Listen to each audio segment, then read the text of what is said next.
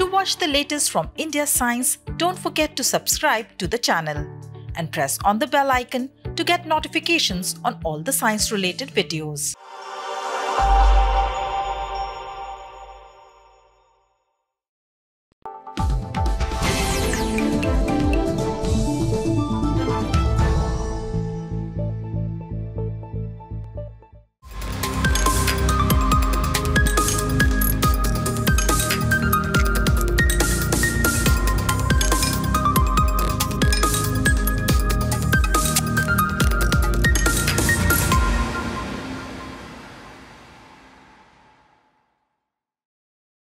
Hello there, I'm Aishwarya Kapoor and you are watching SciTech, a show where we unravel the science behind everything.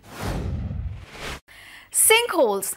They are either a slight depression on the ground or a gigantic hole that swallows buildings, people and everything standing in the path. Sounds nightmarish, right? Sinkholes made headlines after appearing in Mexico's Puebla and then in Mumbai. Why do sinkholes occur?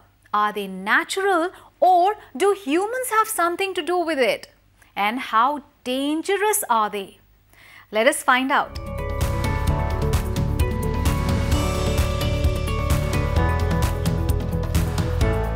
In late May of 2021, a portion of farmland in central Mexico's Puebla fell upon itself, forming a sinkhole.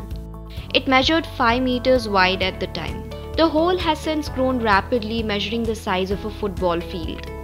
It swallowed 2 dogs, and now a house sitting on the edge is in danger. People living around the area have been asked to steer clear of the growing sinkhole. According to the Associated Press, the hole is over 125 meters across some places and maybe 45 meters at its deepest point. The diameter of sinkholes varies, ranging from a few feet to hundreds of acres. They can be less than 1 to more than 100 feet deep. While authorities are trying to pin down the factors responsible for the sinkhole's appearance, a similar, albeit a smaller event created a hole back home in India. A sinkhole took shape in a residential complex in Mumbai's suburb Ghatotpar. Watch how an SUV disappears into the hole. The incident comes after the city witnessed heavy rainfall, lightning and thunderstorms. So what triggered these sinkholes? Let's look at the science behind them. Sinkholes appear when the ground below the surface can no longer support the land above it, according to the United States Geological Survey. Rainwater is acidic, and when it gets trapped in the underground for hundreds of thousands of years, it comes into contact with rocks like limestone or basalt. These rocks tend to dissolve in the water. And when that happens, it creates spaces which gradually get bigger. Sinkholes appear when the ground below the surface can no longer support the land above it. Alternatively, severe rainfall and floods could trigger sinkholes. Humans could also induce this phenomenon. Experts have linked sinkholes with groundwater pumping. Though this practice helps meet the needs of urban areas and agriculture, it can create new sinkholes in vulnerable areas.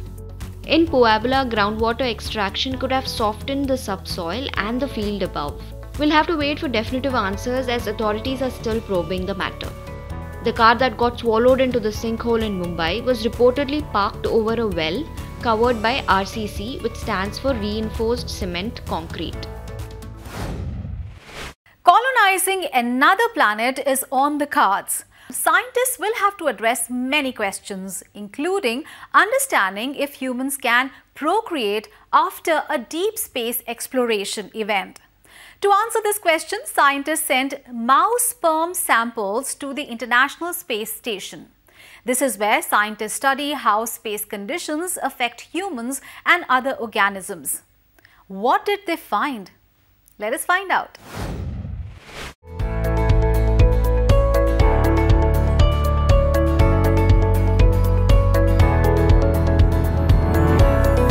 The space age began in 1957 when the Soviet Union launched the first artificial satellite, Sputnik. 12 years later, humans set foot on the moon. Since then, humans have been on a hunt for a planet capable of hosting life. This could help if Earth at some point becomes inhospitable due to human activities or an asteroid impact. But moving to another planet is far from easy. The Earth is doing a pretty good job of keeping us safe from space radiation. Our planet's atmosphere and the magnetic field keep them out. Exposure to space radiation could cause changes in the human body. It may also induce DNA damage, which could impact fertility. Another concern is offspring inheriting mutations from the parent. To determine if mutations get passed on to future generations, Japanese scientists sent mouse sperm samples to the International Space Station or the ISS.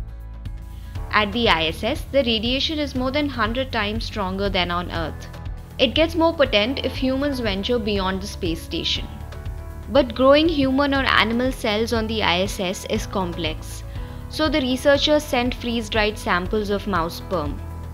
Freeze drying is a technique that freezes and dehydrates samples for long-term preservation. The researchers launched the freeze-dried sperm samples to the ISS in 2013. Once it reached its destination, the samples were stored at -95 degrees Celsius. Some of these samples returned home after 9 months, another few after 2 years and 9 months, and the last batch after 5 years and 10 months. At 9 months, the sperm DNA suffered some damage compared to control, but fertilization rates remained the same between the two groups. These findings were published in a 2017 study. In the next study, the team assessed the long-term impact on the sperm. Their experiments showed that sperms absorbed about 0.61 millisievert of radiation. Millisievert is a form of measurement used for radiation. Astronauts are exposed to 50 to 2000 millisieverts. For context, 1 millisievert of ionizing radiation is equal to about 3 chest X-rays according to NASA. After measuring the radiation, the researchers rehydrated the sperm and injected them into female mice, which then delivered 8 healthy pups. The experiment suggests that freeze-drying technique seems to have given sperm samples some tolerance.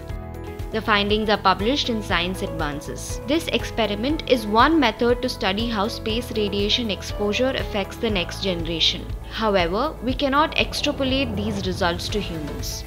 We also need to remember that conditions in the ISS are not as brutal as the deeper space. ISS orbits the low Earth, which is still under the Earth's influence. We'll need more studies for definitive answers. Time to wrap up this episode of SciTech. You can share your feedback and suggestions to us on the email ID flashing on your screens. And before we end, here is a fact of the day for you. Thanks for watching. The ISS, which is 240 miles above Earth's surface, orbits our planet 16 times within 24 hours.